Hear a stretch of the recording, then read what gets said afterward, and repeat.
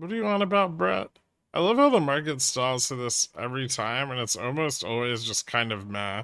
Yeah, it's very rarely a surprise.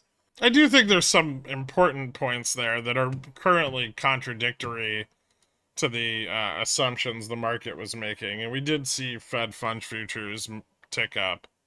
Right, they moved the presumed rate cut from May to June, so that'll cause some repricing here and probably some repositioning. What needs to happen for a rate cut in June to not lead to a crash? Money market funds need to start moving back into equities. Usually, like, so the market, historically, the market's always made presumptions of when the Fed will cut rates. Historically, they've always been wrong. The Fed always over tightens. They always cause a credit crisis. And then they cut rates during the credit crisis. Any guess where SPX goes by end of day? I would say down is probably a little more likely. A, that's the direction we already have the majority of our momentum. B, minutes didn't really support the bull case of not as high for not as long, right? Like the Fed's the bullshit part about this, right? And all of every time the bulls shift their narrative is that, it's nonsense every time, right? Like the Fed's just not going to do anything till they break something. Because otherwise they're not going to get any wealth destruction and the money supply is going to stay too high.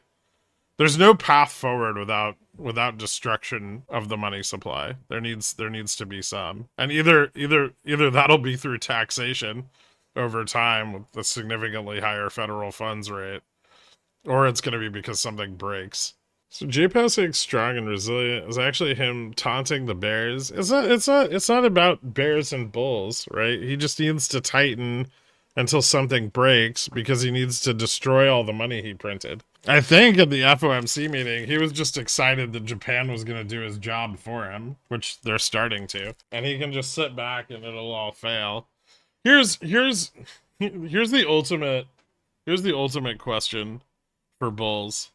If we're in a bull market, right, and the market's never going to crash, and we're going to get our soft landing, and everything's going to go back to normal, why aren't Fed governors allowed to buy stocks again? That's going to be my new indicator for going long. Either Fed governors are allowed to buy stocks again. No, they had to sell all their holdings back in November of 2021, remember? At the top. Or JPOW resigns. Top three things that could break? Number one, I would say USD JPY carry trade. Number two, I would say US Treasury short squeeze. One bad earnings season is going to destroy the 10 years of forward pricing currently in the Mag 7, right? So if we get a quarter where they all whiff and they whiff hard, tech's it won't be seen as a safe haven. Everybody will run away from it, and that's a lot of value. Yeah, because so if Japan's spread, if the USD JPY spread tightens, right? Then all of a sudden, all of the rate hikes become far more effective. Right now, U.S. banks are subverting borrowing from the Fed by moving their money offshore and lending against that lower term premium, right? And since theirs is negative, they get to over collateralize that, which is what is allowing the U.S. mortgage industry to continue to offer loans at 7% instead of like 12%. If the carry trade's closed and the Fed becomes the lender of first resort, right? Then they're borrowing money at the federal funds rate. Right, and mortgage rates are going to have to go up a lot. And so if that closes, credit actually tightens. We have kind of a mix of all of the issues of the last like 3 financial crises, and all of them to a greater degree, right? We have a massively overvalued speculative tech bubble built on the back of a technology that doesn't make any money yet, right? And probably won't make money for years. And then we have a housing market liquidity issue that has led to a real estate bubble there, and we have an over leveraged carry trade due to raising rates, right? And we also have one of the largest short volatility positions since Volmageddon. So it's we've got them all. We've got Pick one. If one collapses, could it lead to the others collapsing too? Yeah. Add on top duration risk, banks failing, Airbnb bubble. Yeah, well, the duration risks and bank failures are less of an immediate issue. The Airbnb bubble is kind of just part of the real estate liquidity issue, right? You could add CRM, like the commercial real estate market. That's got some issues. But most of that isn't going to be a problem until 2024, 25. All the JPOW rate hikes are designed to slow money flow, right? Yeah, but the carry trade basically is US banks dodging the rate hikes by getting everything from Japan. Exactly. Yeah, it's a complete dodge of the US central bank rate until it collapses. See, the problem with it is it increases the velocity of the M2 supply, right? Because instead of, just a bank going to the Fed and getting money and then lending money out, right, which would be like 3 transactions to a borrower and then collecting interest, right? They've got to go through so many, like the money's changing hands so many more times, right? They're collateralizing with banks in Japan, and then they're taking that collateral and going short yen, right? And then they're taking the credit from short yen to go long dollar. Then probably using the long dollar to average up their duration risk in treasuries, right? So average up T-bills, right? And then you take those back to the Bank of Japan, loop it through again, right? With bigger and bigger ratios, and then you lend it out at 8%. And then you're collecting, you're collecting your profitability on the yen short. You're collecting the new average, so the spread between your originally collateralized bond and your new one, and you're collecting the interest off of the lending rate, right? And so against the backdrop of 5.35%, you're picking up another, like 1.25%, 3.25%, and 8. So like another 12.5%. And this helps.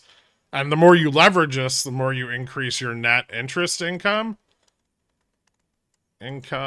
which equals your cash flows. The more liquid cash you have, the less you're exposed to risk from depositor demand, right?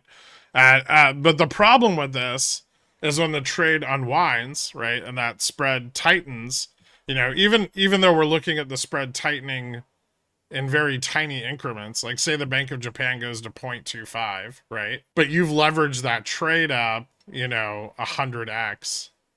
So your ratio of risk is 1 to 100. Now you need to find, like 25% more cash in order to meet your margin requirement. Then you've leveraged, right? So you need 25% more than the original amount of money.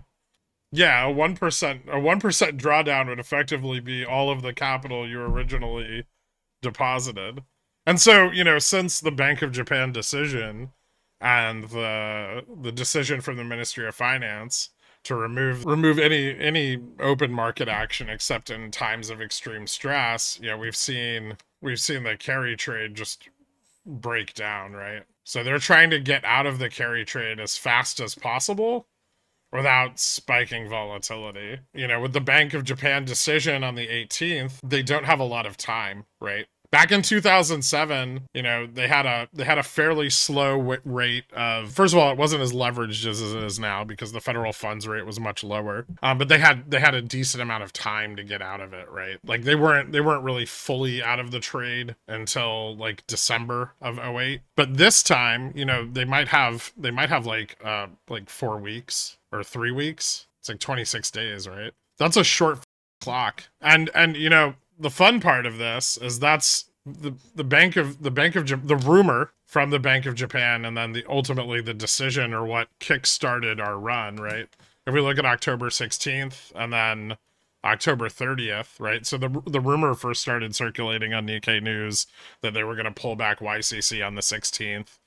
And then the decision came in overnight on the 31st. And if we go back to like SPX and we look, right, and we immediately see, like, as soon as the rumor comes out, we see vol returns across the convexity, like the forward convexity, drop like almost 12% in 3 weeks. We see US yields shoot up, right? And this was before JPOW and Yellen, like, their decisions came here, right? But this had already pushed, forward returns on volatility down from, 4% to negative 0.66.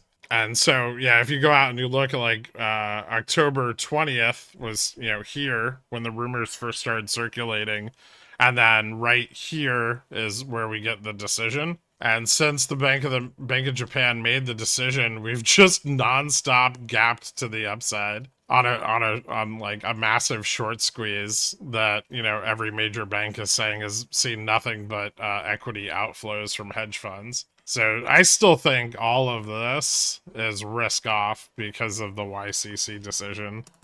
It's not really money laundering. It's really common, and it's, beneficial to both countries, and, in order to, and it's a good thing, right? If your inflation isn't driven by overlending, which ours isn't, it's driven by, supply chain issues and labor demand, right? And, a debt wage, more of a debt wage spiral than it is driven by overlending, right? In 2008, our inflation was driven by overlending. That's not the case now, right? And so the carry trade in this instance is actually beneficial and obviously very attractive because banks need to lend money, right? They need to continue lending money, and they need to lend money at nominal rates, especially because they're all so far underwater on their holdings, right? The problem with it, though, is it increases inflation, and for an economy like Japan that's entirely reliant on imports,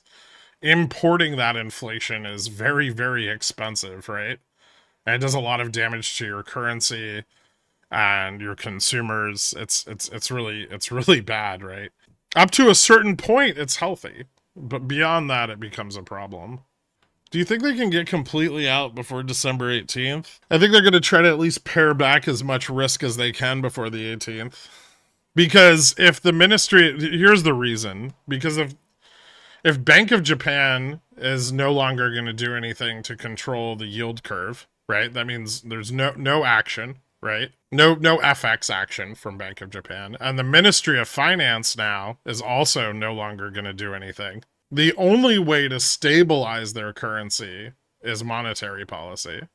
So the fact that both of these agencies have said we're no longer committing to open market action only leaves one possibility left to protect their currency, right? And so it's kind of like, strategically a leading indicator that they plan to shift monetary policy.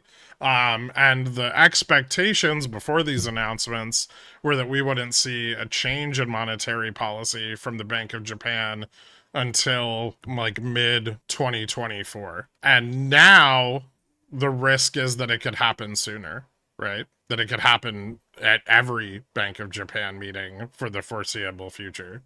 So something to think about. We're actually at a bear flag right now, but we're close to the tip of it. At least on the 1 hour and SPX, we're in a bear flag. Well, that's what we've been seeing, right? We've seen broad covering in JGB, like short treasury shorts, and we've seen pretty broad covering in yen shorts up until today. Today is the first time we've seen any kind of shift in the last 2 weeks.